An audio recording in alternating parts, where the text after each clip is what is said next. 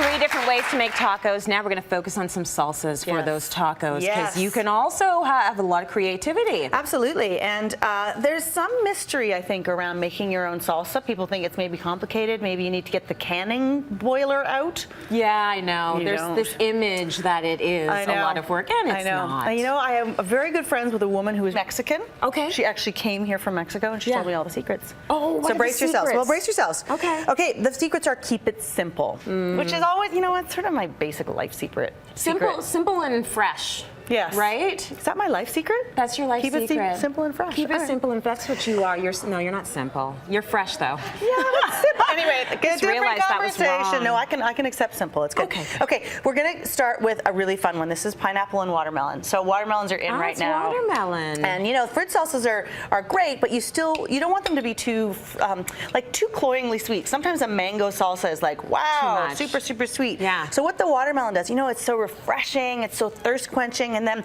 the pineapple on top of that is, again, really sweet, but really tangy too. So it's equal parts of those two. And then we need to make it savory, because right now we're looking at fruit salad, right? Right. So we're gonna add just a little bit of onion, a little bit of salt, a little bit of oil, a little bit of lime, lots of lime. Something about pineapple that just screams summer to me. It's like you should never have it if the sun's not out.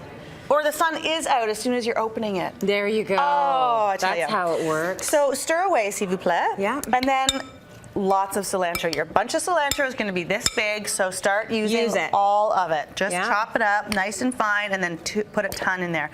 So what's going to happen here is the lime juice and the little bit of onion is really going to help to balance out the sweet, savory, salty. Then, of course, add some spice if you want it. Beautiful. Really great, really fresh. And if you're only going to do one special topping, and maybe you're going to have a couple others out of jars, make it this one, because it's so really unique. Yeah, it's unique. It's something people are not going to be expecting. I love it. Speaking of not expecting, this is the big secret from my dear friend Margarita. So this is salsa, like what you would consider just ordinary salsa, pico de gallo. Yeah. It's very, very simple. It is chopped up tomatoes. Yeah. Chopped up onions. And really kind of tiny chopped up. I make this at home probably once a week. Sometimes I don't even mince it. It's just big hunks. Just depends on my mood. That's good to hear. And then the real secret is lots of lime juice and lots of salt. Like, you want it to be salty and sour.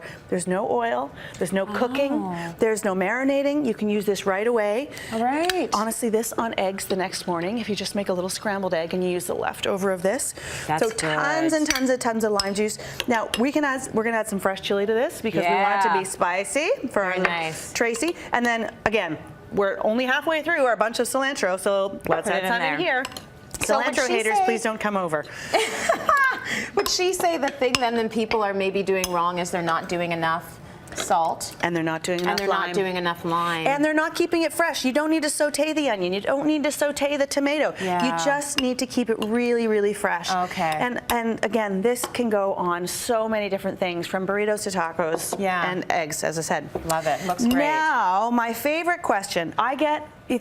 What do you get the most questions about? I get a lot of questions about pancakes, a lot of questions about pastry, and a lot of questions about guacamole. Really? I know. So guacamole is a good food. How do you choose the perfect avocado? Well, we could go through that. It's usually a little bit soft when you touch it. If it's really soft, like a half deflated soccer ball, it's gone. If it's really hard, bring it home and just leave it on the counter for a couple of days. Okay. And then you just scoop. Again, keep it simple. Guacamole is 3 ingredients. Salt. Oh dear, I have no knife. How am I going to MacGyver this one? There we are. There you go. That's what I'm going to do. Don't do this at home, people. I'm a trained professional. But speaking of don't do this at home, really some salt. And then the best way to make avocado the is hands, like this. Because this way it's going to be smooth, but with nice big still pieces of lump. Yeah. And the lumpy little bits of avocado are going to naturally happen because I'm just squishing this with my hand. Ooh, and let me tell you, this feels good. That's like a little... And someone's going to have to lick my fingers when I'm done, and it's probably going to be me. Well, it depends on how you roll. I mean, it could be anybody, really. It could be. So lots of lime, lots of salt. So I just had to change the topic there really quickly. Thank you for that. Lots of lime, lots of salt. We got a little bit of cilantro left. I'll pop that in for good measure. Okay. And then you've got these 3 really, really fantastic toppings. We've got lots more in the That's it for the guaca. Yeah, what did you think? I'm happy with lamb? that. Yeah, no. That's what I mean. Fresh. When in doubt, keep it simple. Fast. Salt and lime juice and a little bit of good fresh ingredient, and you've got got a beautiful topping. Very cool. I feel like you've just inspired us today with your tacos. Great. So it's Taco Tuesday for everybody in our audience.